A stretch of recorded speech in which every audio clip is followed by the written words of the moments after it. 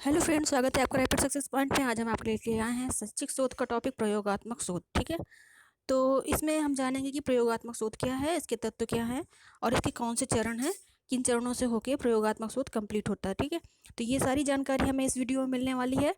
तो जो मित्र हमारे वीडियो में पहली बार विजिट कर रहे हैं तो प्लीज़ इसे सब्सक्राइब कर दीजिएगा, बेल आइकन भी प्रेस कर दीजिए, जिससे आने वाले सभी वीडियोज़ की नोटिफिकेशन आपको मिल सके। और अपने मित्रों के साथ इसे शेयर कीजिएगा, लाइक कर दीजिएगा, जिससे हमें मोटिवेशन मिलेगा और हम आपके लिए ऐसे ही महत्वपूर्ण और उपयोगी वीडियोस डालते रहेंगे। ठीक है, तो चलिए पढ़ना शुरू करते हैं कि प्रयोगात्मक शोध क्या है। तो प्रयोगात्मक शोध ऐसा शोध है जिसमें कुछ चरों को नियंत्रित किया जाता है। प्रयोगात्मक शोध कैसा शोध है जिसमें कुछ चरों को नियंत्रित किया जाता है, यानी कंट्रोल कर दिया जाता है, यानी उनका प्रभाव शोध पर ना पड़े, इसलिए उन्हें कंट्रोल कर दिया जाता है। और कुछ चरों को परिचालित किया जाता है, यानी कि कुछ चरों को मैनिपुलेट किया जाता है, प्रहस्तन किया जाता है, यानी कि उनको लागू किया जाता है कि ताकि उनका प्रभाव हम देख सकें। और इसका प्रभाव जिन चरों को हमने मैनिपुलेट किया है, जिनको हमने लागू किया है, उनका प्रभाव हम तीसरे चर पर देखते हैं, यानी तीसरे चर पर यानी कि आश्रित चर पर उसका अध्ययन करते हैं। तो हम सबसे पहले ये बता दें आपको कि प्रयोगात्मक शोध में 3 प्रकार के चरों का अध्ययन किया जाता है। एक होता है हमारा स्वतंत्र चर। स्वतंत्र चर वह होता है जिसका प्रभाव देखा जाता है, ठीक है। और आश्रित चर वह होता है जिस पर प्रभाव देखा जाता है, ठीक है। स्वतंत्र चर का प्रभाव जिस पर देखा जाता है वो आश्रित चर होता है, ठीक है। और जिन चरों को प्रयोग से दूर रखा जाता है ताकि वो हमारे प्रयोग के जो भी परिणाम है उनको प्रभावित ना कर सके, तो उनको हम कहते हैं नियंत्रित चर या बहिरंग चर, ठीक है। तो 3 प्रकार के चर हैं, तो वही यहाँ पे बताया गया है कि ऐसा शोध है प्रयोगात्मक शोध जिसमें कुछ चरों को नियंत्रित किया जाता है, यानी कि बहिरंग चरों को नियंत्रित कर दिया जाता है, और कुछ चरों को परिचालित किया जाता है, यानी कुछ चरों यानी कि जो स्वतंत्र चर है, ठीक है, उसको परिचालित किया जाता है, यानी उसका प्रभाव देखा जाता है।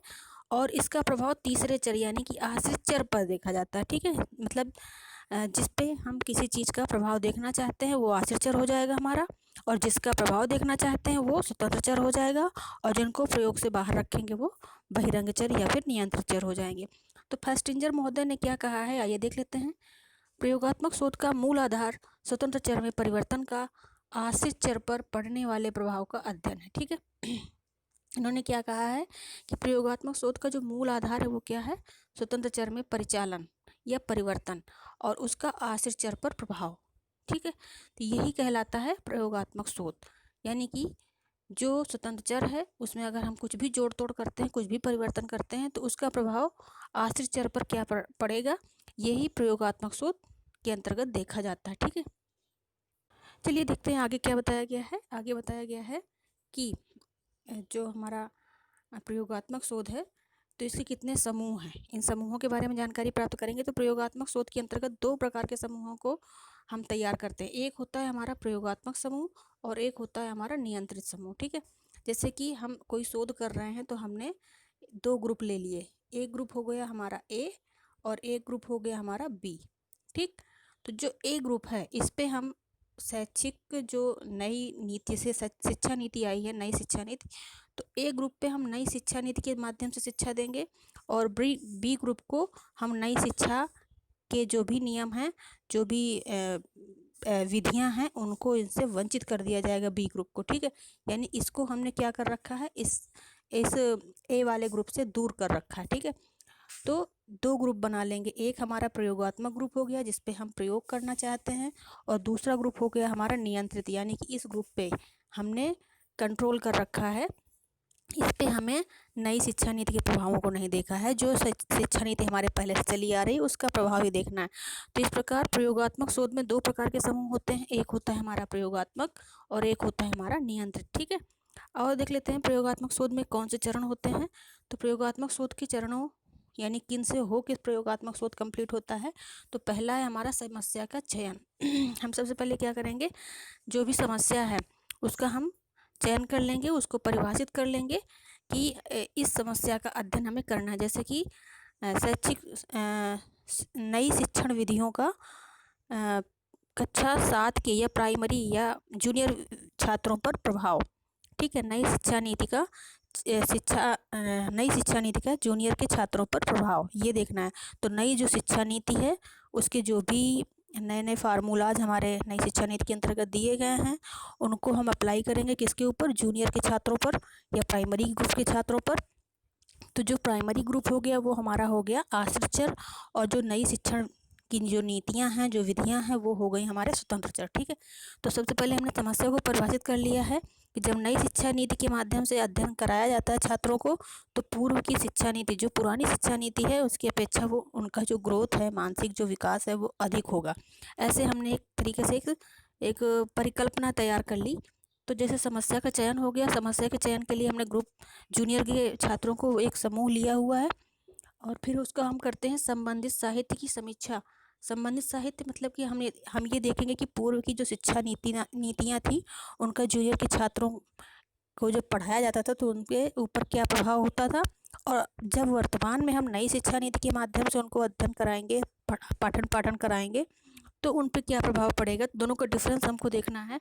तो हम पहले पूर्व में जो भी शिक्षा नीतियाँ थीं, जैसे भी अध्ययन अध्यापन कार्य होता था, तो उसका हम अध्ययन करेंगे। तो उसके लिए हम पूर्व की शिक्षा की जो भी हमारे पास डाटा होंगे, उनकी हम समीक्षा करेंगे। फिर है अभिकल्प का चयन। अभिकल्प का चयन मतलब डिज़ाइन तैयार करेंगे हम कि हमें पहले शिक्षा नीति को पुरानी शिक्षा नीति के माध्यम से पढ़ाना है, उसके पश्चात हमें नई शिक्षा नीति के माध्यम से पढ़ाना है, उसके बाद हमें ऑब्जर्वेशन करना है, या हमें पहले नई शिक्षा नीति के माध्यम से पढ़ाना है, फिर उसका ऑब्जर्वेशन करना है, और उसका प्रभाव हमें दूसरे ग्रुप में देखना है।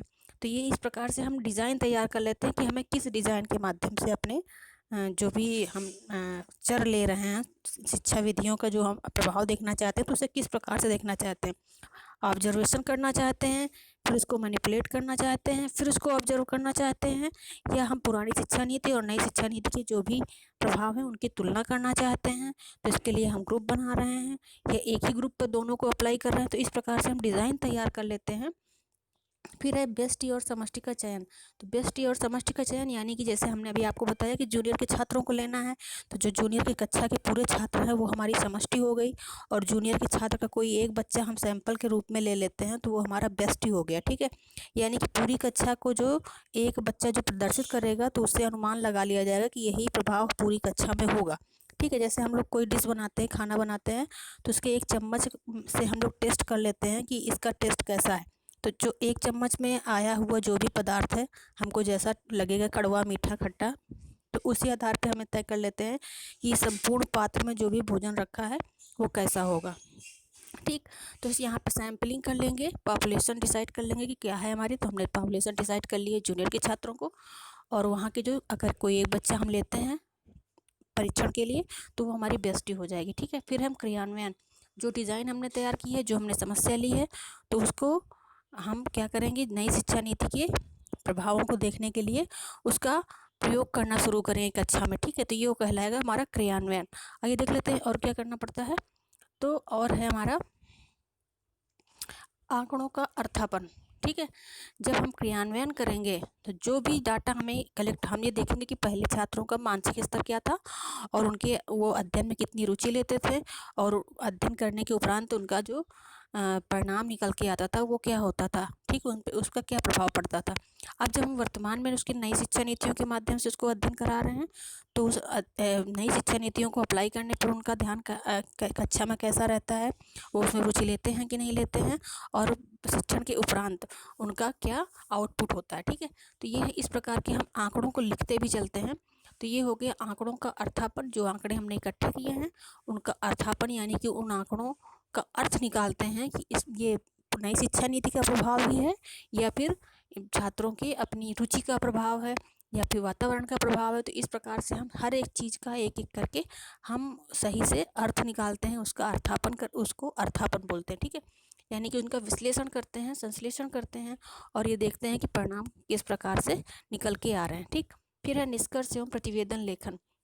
उसके पश्चात जो भी निष्कर्ष निकल के आता है, जो भी परिणाम निकल के आता है, उसको हम एक रिपोर्ट तैयार करते हैं, वो हमारा कहलाता है प्रतिवेदन लेखन। ठीक है, तो इस प्रकार से ये सारे स्टेप, सारे चरण हमारे प्रयोगात्मक अनुसंधान में महत्वपूर्ण है, जिनसे होकर हमारा प्रयोगात्मक अनुसंधान कंप्लीट होता है। अब यहाँ पे देख लेते हैं प्रयोगात्मक अनुसंधान के तत्व क्या हैं। ठीक है, तो प्रयोगात्मक अनुसंधान का जो पहला तत्व है वो क्या है, नियंत्रण। ठीक है, तो नियंत्रण किस में करना है, हमने आपको बताया था कि 3 प्रकार के चर होते हैं, कौन कौन से चर होते हैं? 3 प्रकार के। एक होता है हमारा स्वतंत्र, ठीक, एक होता है हमारा स्वतंत्र, ठीक, ये हमारा स्वतंत्र चर हो गया। एक होता है हमारा आश्रित, ठीक, ये आश्रित हो गया। और एक होता है हमारा बहिरंग, बहिरंग जिसको हम क्या कहते हैं? इसको हम नियंत्रित चर भी कहते हैं, ठीक। तो यहाँ पे 3 प्रकार के चर हैं। नियंत्रण करना है, किसका नियंत्रण करना है? बाहरी चरों का, ताकि हमारा परिणाम प्रभावित ना हो, ठीक है। तो ये हो गया हमारा नियंत्रण। पहला तत्व क्या है? नियंत्रित कर देना उन सारी दशाओं का, जैसे कि हवा है, वायु है, तापमान है, इन चीज़ों को कंट्रोल कर देना कि इतने ही तापमान पर इतने ही वातावरण का ऐसा होना चाहिए, ये सामग्री होनी चाहिए, तो और कौन सी सामग्री, कौन सी चीज़ें वहाँ पे उपस्थित नहीं होनी चाहिए ताकि हमारा प्रयोग प्रभावित ना हो। तो पहला हो गया हमारा नियंत्रण। दूसरा है परिवर्तन, ठीक है। जैसे हमने देखा कि कक्षा में हवा की व्यवस्था नहीं है, तो अगर हवा की व्यवस्था प्रॉपर नहीं होगी और गर्मी होगी तो छात्रों का मन नहीं लगेगा। तो हम क्या करेंगे? प्रॉपर वहाँ पे हवा की व्यवस्था करा देंगे। तो ये परिवर्तन हो गया दशाओं में। पर्यावरण की जो दशाएं थी उनमें हमने परिवर्तन कर दिया। पहले छात्र क्या करते थे? गर्मी होती थी तो उनका मन पसीना पोंछने में ही लगा रहता था, शिक्षक क्या समझा रहा है ध्यान नहीं देते थे। अब क्या किया हमने कि हवा की व्यवस्था करा दी है, तो वो अपने आप ही छात्र जो शिक्षक समझा रहा है उस पर ध्यान दे रहे हैं। तो इस प्रकार से कई चीज़ें हैं जो हम परिवर्तित कर सकते हैं। तो दूसरा हो गया हमारा परिवर्तन। तीसरा है अवलोकन। अब तीसरे पॉइंट में हम क्या देखते हैं कि जिन चीज़ों को हमने नियंत्रित किया है और जिन चीज़ों को हमने परिवर्तित किया है, तो उसके उपरांत अब वर्तमान में क्या दशाएं हैं, क्या प्रभाव उसका पड़ रहा है, जो विधियां हमने लागू की हैं, जो शिक्षण विधियों को हम प्रयोग कर रहे हैं, उसका क्या प्रभाव दिखाई दे रहा है। तो ये अवलोकन के अंतर्गत, अवलोकन का मतलब होता है देखना, ठीक है। तो ये देखना है हमको। फिर हम क्या करते हैं? पुनरावृत्ति, ठीक है।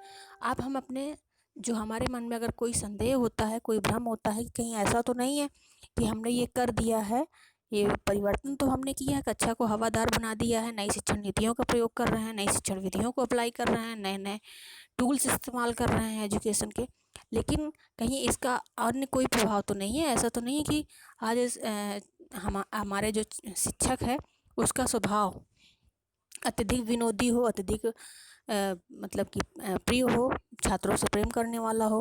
क्योंकि ऐसा भी होता है कभी कभी जो शिक्षक होते हैं, कुछ शिक्षक बहुत ही रूड नेचर के होते हैं, बहुत ही कठोर व्यवहार करते हैं छात्रों के साथ, तो छात्र उनके विषयों में रुचि नहीं लेते हैं।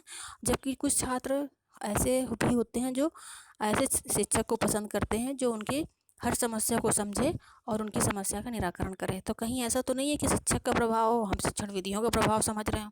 तो इसलिए हम क्या करते हैं, जो प्रयोग हमने किए हैं उसकी पुनरावृत्ति करते हैं। एक बार हो गया, दोबारा फिर उसको अप्लाई करेंगे कुछ समय के पश्चात, फिर देखेंगे कि क्या परिणाम रहा।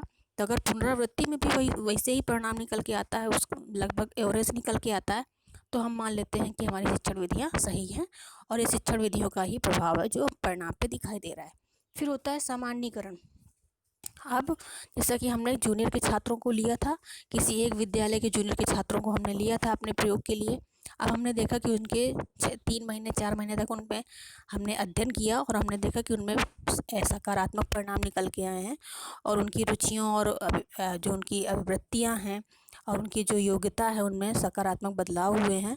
फिर हम क्या करते हैं कि हम उसे अपने पूरे ब्लॉक में जितने भी जूनियर के विद्यालय हैं उनमें अप्लाई कर सकते हैं, जिस डिस्ट्रिक्ट में भी अप्लाई कर सकते हैं, प्रदेश में कर सकते हैं, ठीक है। इस प्रकार से सामान्यीकरण को हम इसी को बोलते हैं कि जो भी चीज़ें हैं ना, तो उनको हम कितने बड़ी पॉपुलेशन पे लागू कर रहे हैं। जो हमने अभी छोटी चीज़ पे, छोटी जगह पे हमने कोई प्रयोग किया था, टेस्ट किया था, उस टेस्ट को हम कितनी बड़ी पॉपुलेशन में हम अप्लाई कर सकते हैं और उसका परिणाम कितना पॉजिटिव रह सकता है, इसको हम सामान्यीकरण की प्रक्रिया कहते हैं।